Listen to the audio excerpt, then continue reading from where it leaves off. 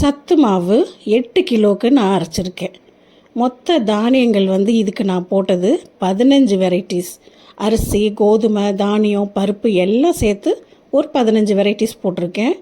இது மொத்தமே எனக்கு எவ்வளோ செலவாச்சுன்னா 1035 ரூபா. இந்த தானியங்கள் 15 வகையான தானியங்கள் 2 கிலோலேருந்து 100 கிராம் வரைக்கும் நான் அட்ஜஸ்ட் பண்ணி தான் வாங்கியிருக்கேன். தேவையானதை அதிகமாக வாங்கியிருக்கேன், போதுங்கிறத கம்மியாக தான் வாங்கியிருக்கேன். அந்த மாதிரி நான் வாங்கினதில் இந்த 15 வகையான தானியங்களோட விலையே 735 ரூபா, அதாவது 735 ருப்பீஸ் தான் ஆச்சு. இதை நான் பிராண்டடாலாம் வாங்கலை, மளிகை கடையில் சொல்லி வச்சு தான் நான் வாங்கினேன். 735 ரூபா ஆச்சு. அரைக்கிறதுக்கு 300 ரூபா ஆச்சு. மொத்தமே 1035 ரூபா தான். நமக்கு கேஸ் செலவு, நம்மளோட உழைப்பு இருக்குது. இது எல்லாம் நம்ம ஒரு 500 சேர்த்தோன்னா கூட ஒரு 1500 ரூபாய்க்குள்ளே தான் இதோட மொத்த செலவுமே ஆச்சு. ஆனால் நம்ம ஒவ்வொரு மாதமும் நம்ம கடையில் வாங்கும்போது அரை கிலோ பேக்கெட்டு இல்லை 1/4 கிலோ பேக்கெட்டே நம்ம 300 ரூபாய்க்கு வாங்குகிறோம். எனக்கு மொத்த செலவே 1500 ரூபா தான். இது ஒரு வருஷத்துக்கான செலவு, 6 மாதத்துலேருந்து ஒரு வருஷத்துக்கான செலவு. அப்போ நம்ம ஒரு மாதமும் நம்ம 300 ரூபா இதுக்கு போட்டோன்னா கூட எத்தனை பேர் அதை நம்ம யூஸ் பண்ண முடியும் ஒரு ஃபேமிலியில்? அதனால் நம்ம வீட்லேயே நம்ம அரைச்சோன்னா எல்லாருமே யூஸ் பண்ணிக்கலாம். 6 மாதத்துக்கு தாராளமாக நிறைய நம்ம சாப்பிட்டுக்கலாம், யூஸ் பண்ணிக்கலாம். முடிஞ்ச அளவுக்கு நம்ம கடைகளில் வாங்குறத அவாய்ட் பண்ணிவிட்டு நமக்கு நிறைய லாபம் கிடைக்கணும், செலவு நிறைய வரக்கூடாதுன்னு நினச்சோன்னா இந்த மாதிரி ஒரு டைம் நம்ம கஷ்டப்பட்டோன்னா போதும்.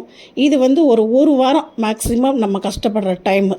வாங்கிறது, கழுவி ஊற வைக்கிறது, முளைக்கட்ட வைக்கிறது, அரைக்கிறதுக்காக காய வைக்கணும், மறுபடியும் வறுக்கணும், அப்புறம் அரைக்கணும், அதை மறுபடியும் ஆற வைக்கணும், அரைச்ச மாவை ஆற வைக்கணும், அப்புறம் நம்ம பேக் பண்ணணும்.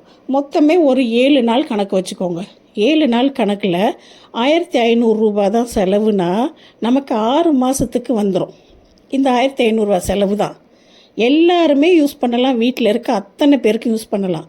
ஆனால் கடையில் நம்ம 150 ரூபாயிலிருந்து 1700 ரூபா வரைக்கும் நல்ல பிராண்டட் கம்பெனிஸில் உள்ள சத்து மாவோட விலையெல்லாம் இருக்குது. அதெல்லாம் நம்ம ஒரு பேக்கெட் வாங்கினோம்னாவே அவ்வளோ காஸ்ட்டு வந்துடும். இப்போ நம்ம 1500 ரூபாய்க்கு 6 மாதத்துக்கான தேவைகள் இதில் வந்துடுது. ஒரு வருஷம் வரைக்கும் கூட ஒரு சிலது தாங்கும். நமக்கு வறுக்கிறதுக்கு தான் டைம் ஆகும். மற்றபடி எல்லாமே செலவுகள் எல்லாமே ரொம்ப சிம்பிளாக தான் இருக்கும். ரொம்ப ஹெல்த்தியானது. நமக்கு எவ்வளோ தேவையோ போட்டு நம்ம யூஸ் பண்ணிக்கலாம். கூழ் காய்ச்சி குடிச்சிக்கலாம். இதை சப்பாத்தியாக போட்டுக்கலாம், இடியாப்பமாக பண்ணலாம், தோசையாக ஊற்றலாம், இல்லை புட்டு மாதிரி போட்டு அதில் தேங்காய் பூலாம் திருகி போட்டு கூட நம்ம சாப்பிட்டுக்கலாம். எந்த வகையிலையுமே இந்த சத்து மாவு நமக்கு வேஸ்ட் ஆகாது. நமக்கு சத்தானது தான் இது. ஏன்னா பயறு வகைகள் காயறதுக்கு தான், வறுக்கிறதுக்கு தான் டைம் ஆகுமே ஒழிய மற்ற எல்லாமே ஈஸி தான். ஒரு 7 நாளைக்கு நம்ம மெனக்கிட்டோம்னா ஈஸியாக மாவு சூப்பராக ரெடி ஆயிரும். நம்ம காலத்துக்கும் இதை சாப்பிட்டுக்கலாம், ஒரு வருஷத்துக்கு கூட இதை வச்சுக்கலாம். அவ்வளோ லாங்காக வேண்டாம் அப்படின்னா 6 மாதத்துக்கே இதை நம்ம சாப்பிட்டு முடிச்சிடலாம். இப்போ பாருங்கள் எவ்வளோ சூப்பராக ரெடி ஆயிடுச்சுன்னு. ஒரு ஸ்பூன் போட்டால் போதும், 2 பேர் சாப்பிட்டுக்கலாம். 2 டம்ளர் தண்ணி இல்லைன்னா 1 டம்ளர், பாதிக்கு பாதி பாலும் தண்ணியும் கூட நம்ம மிக்ஸ் பண்ணிக்கலாம். நான் இதில் அரை டம்ளர் பாலும் 1.5 டம்ளர் தண்ணியும் மிக்ஸ் பண்ணியிருக்கேன். மிக்ஸ் பண்ணி அடுப்பில் கொதிக்க வச்சுட்டு 1 ஸ்பூன் அளவு எடுத்து தனியாக ஒரு கிண்ணத்தில் கொஞ்சமாக தண்ணி ஊற்றி கட்டி இல்லாமல் கரைச்சிட்டேன். அது கட்டி இல்லாமல் கரைச்சாதான் நல்லா சூப்பராக வேகும், இல்லைன்னா கட்டி கட்டியாக இருக்கும், அது சரியாக சாப்பிடவும் மாட்டாங்க குழந்தைங்க. இதை நல்லா கரைச்சிட்டு அந்த கொதிக்கிற பாலில் அப்படியே நம்ம மிக்ஸ் பண்ணிக்கணும்.